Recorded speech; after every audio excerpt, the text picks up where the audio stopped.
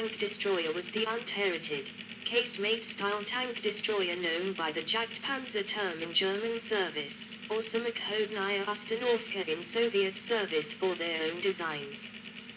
These generally featured a heavy gun mounted on an older or then current tank chassis, with gun pointing forward with a limited degree of traverse. Casemate tank destroyers often had the same amount of armor as the tanks they were based on. The removal of the turret allowed for greater room to mount a larger gun with a larger breech and leave room for crew. Many casemate tank destroyers either originated as, or were dual-purpose vehicles with the duty of a self-propelled gun, which share many, but usually not all, of the same features and layout. Some examples are the German Sturmgeschütz 3, the most-produced German armored fighting vehicle of WW2, and the Soviet Su-100, itself based on the T-34 tank's hull and driven trained infantry. Rifles. PTRS-41 anti-tank rifle. At the Museum of the Great Patriotic War, Moscow anti-tank rifles were introduced in some armies before the Second World War to provide infantry with a standoff weapon when confronted with a tank assault. The intention was to preserve the morale of the infantry by providing a weapon that could actually defeat a tank. Anti-tank rifles were developed in several countries during the 1930s. By the beginning of WW2, anti-tank rifle teams could knock out most tanks from a distance of about 500 m, and do so with a weapon that was man-portable and easily concealed. Although the rifle performance was negated by the increased armor of medium and heavy tanks by 1942, they remained viable against lighter armored and unarmored vehicles, and against field fortification embrasures. Notable examples include the Finnish Lahti L-39, which was also used as a sniper rifle during the Continuation War. The automatic Japanese Type 97 20mm anti-tank rifle, the German Panzerbuchs 38 Panzerbuchs 39, the Polish WZ.35 and the Soviet 14.5mm PTRD and PTRS-41. By 1943, most armies judged anti-tank rifles to lack combat effectiveness due to the diminished ability to penetrate the thicker armor of new tanks. The British Army had abandoned them by 1942 and the Wehrmacht by 1943, while the US Army never adopted the weapon, although the USMC used Boys anti-tank rifles in the Pacific Theater. However, the anti-tank rifle remained in Soviet use during the conflict due to the importance it occupied in its doctrine of anti-tank in-depth defense, first demonstrated during the defense of Moscow and again during the Kursk battles.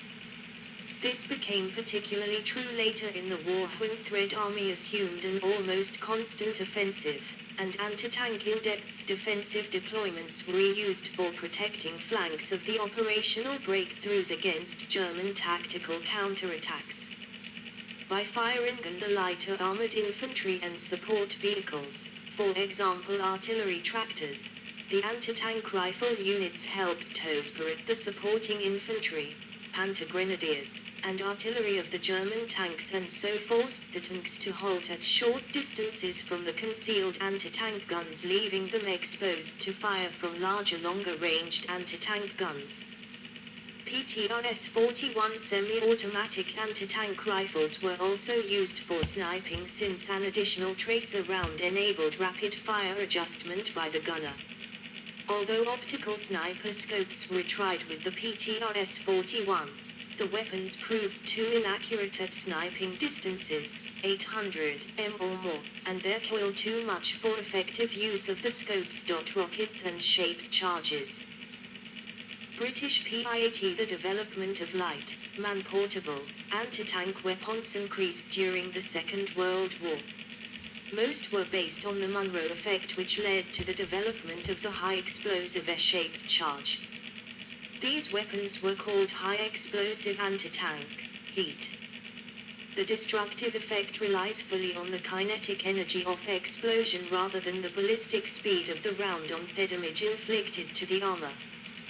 The effect was also concentrated and could penetrate more armor for a given amount of explosives. First heat rounds were rifle grenades, but better delivery systems were soon introduced. The British pit was propelled in a manner similar to the spigot mortar with a black powder charge contained in the tail fin assembly.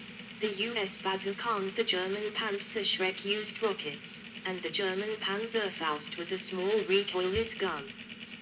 The HE-80 warhead was retroactively used to give more power to smaller caliber weapons, such as in the conversion of the otherwise limited German 37mm pack guns to fire a large shell, called Steel Granite 41, that fitted over the barrel rather than down in it, to a greater range than the Panzerschreck could manage. The Hungarian 44M Buzovnive was a successful unguided rocket used extensively in the siege of Budapest. Passed 3LR with heat warhead off German army. After the war, research on infantry anti-tank weapons continued, with most designers focused on two primary goals. First, an anti-tank weapon that could defeat more heavily armored post-war tanks and fighting vehicles, and second, a weapon lightweight and portable for infantry use. Mines and other explosives. A statue of a Viet Minh soldier holding a lunch mine. In Vietnamese, Themin is called Bom Ba Cang, literally means three-clawed bomb. Though unsophisticated, the satchel charge was an effective anti-tank weapon during World War II. The blast could sever the tracks of a tank, damage internal components or injure the crew. Hawkins Mine. The Wehrmacht employed the Goliath tracked mine, an unmanned demolition vehicle. The Soviet Union employed anti-tank dogs during World War II, with very limited success. As a counterpart to the German Goliath, the Teletank was used as a remote-controlled unmanned tank. The Japanese forces employed suicide attacks with pole-mounted anti-tank mines dubbed lunch mines during late World War II. 13. In Vietnam, similar mines were called Bom Ba Cang due to the three contact points at the head of each mine. Grenades. Regular fragmentation grenades were ineffective against tanks. Samani kinds of anti-tank grenades were developed.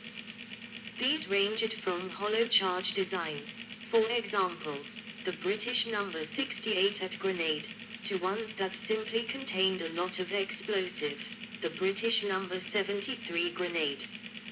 To increase their sticky bomb in production effectiveness, some grenades were designed so that they adhered to the tank either through an adhesive, sticky bomb, or with a magnet. The Germans used a magnetic grenade, the Hafthole-Ladung, to ensure that the shaped charge would fire at the optimal 90 degrees angle to armor.